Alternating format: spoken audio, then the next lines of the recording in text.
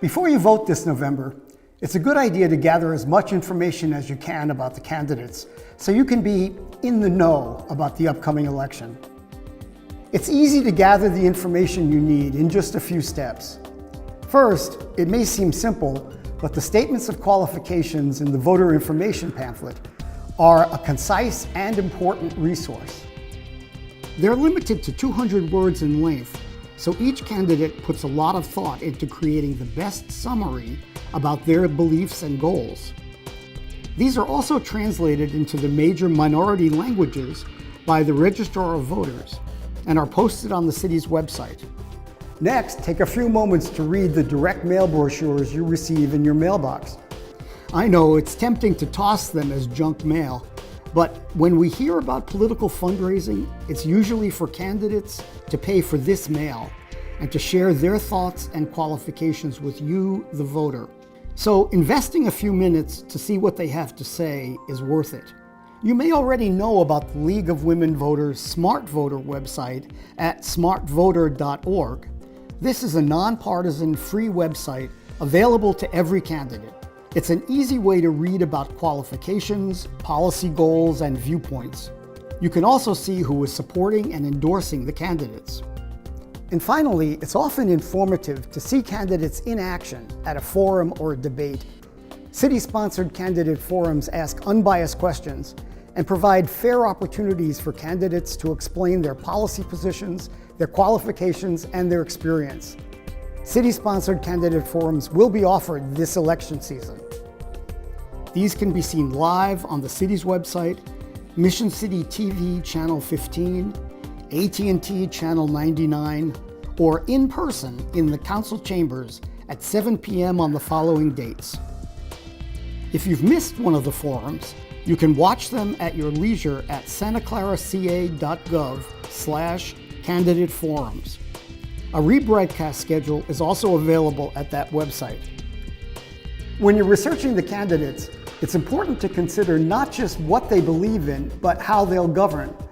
In a survey of Santa Clara residents, there was a clear indication that voters wanted honest debate and not unfair or misleading attacks. The request from voters: demand a fair fight. Honest campaigns can be hard-hitting, but they should give the voters facts, not have truths or innuendo. Respectful campaigns never forget that the opponent is a human being and a neighbor who wants to participate in public service.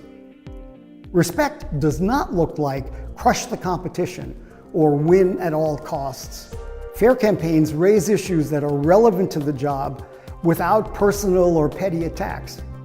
So we ask, what is fair?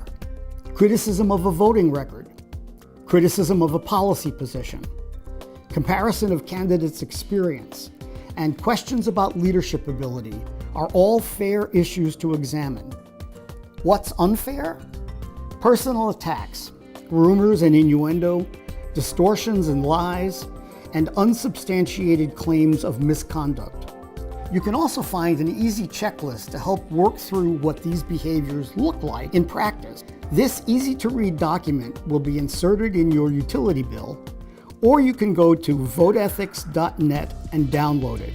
Does the candidate run an honest, fair, respectful, and issues-oriented campaign by telling the truth, focusing on issues relevant to Santa Clara, taking a clear stand on issues, describing how the candidates will make decisions when in office, pointing out factual differences from other candidates, treating opponents with dignity and respect, avoiding personal attacks on others, never trying to confuse or mislead voters, criticizing unfair and dishonest campaign tactics from any source, taking responsibility for mistakes made by the candidate or campaign.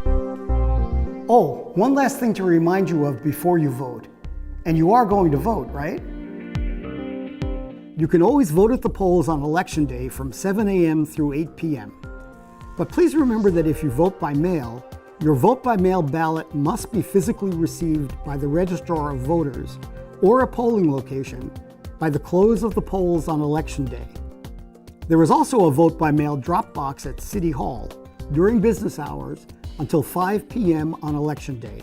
So remember to exercise your right as an American to be in the know, demand a fair fight, and vote. Be ready, be informed, and be counted on November 4th.